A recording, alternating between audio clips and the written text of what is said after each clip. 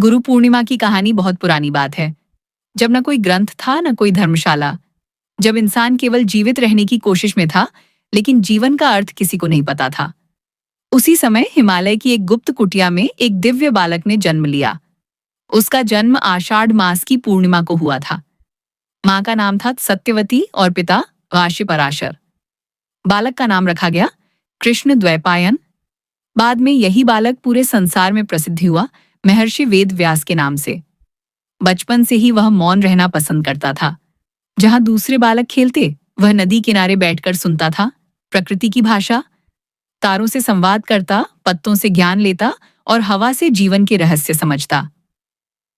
एक दिन उसके मन में प्रश्न उठा, क्या जीवन केवल जन्म और मृत्यु के बीच की दूरी है, या इसके पार भी कुछ है? इसी प्रश्न ने उसे ज्ञान की अग्नि में झोंक दिया। सालों साल उसने तप किया, आत्मा के भीतर झांका और ब्रह्मांड के रहस्यों को जाना। और जब वह ज्ञान से भर गया, तब उसने वह कार्य किया जो कोई कर नहीं पाया था। उसने वेदों को 4 भागों में विभाजित किया। ऋग्वेद, यजुर्वेद, सामवेद और अथर्ववेद। ये इतना बड़ा कार्य था कि देवताओं ने स्वयं प्रकट होकर कहा, हे व्यास, तुमने अज्ञान के अंधकार में ज्ञान का दीप जला दिया है। आज से तुम वेद व्यास कहलाओगे। लेकिन वेद व्यास यहीं नहीं रुके। उन्होंने महाभारत की रचना की, एक ऐसा ग्रंथ जिसमें जीवन के हर रंग को समेटा गया।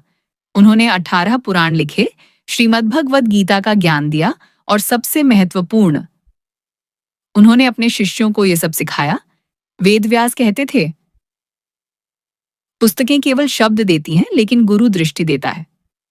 उसी दिन से जब वेद व्यास ने अपने शिष्यों को ज्ञान देना शुरू किया, उसी दिन से इस धरती पर गुरु शिष्य परंपरा की नींव रखी गई।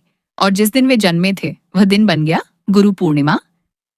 एक बार वेद व्यास एकांत में बैठे ध्यान कर रहे थे। मन में विचार आया, क्या मेरे ज्ञान से किसी का जीवन बदला? तभी एक वृद्ध शिष्य आया। उसकी आंखों में आंसू थे।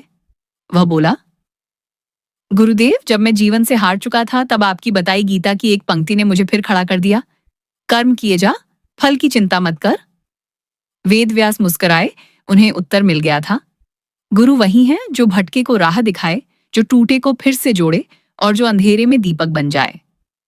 आज भी हर वर्ष जब आषाढ़ माह की पूर्णिमा आती है, तो शिष्य अपने गुरु के चरणों में झुकते हैं, क्योंकि उन्हें याद रहता है, गूगल से उत्तर मिल सकता है, पर जीवन का अर्थ सिर्फ गुरु ही समझा सकता है।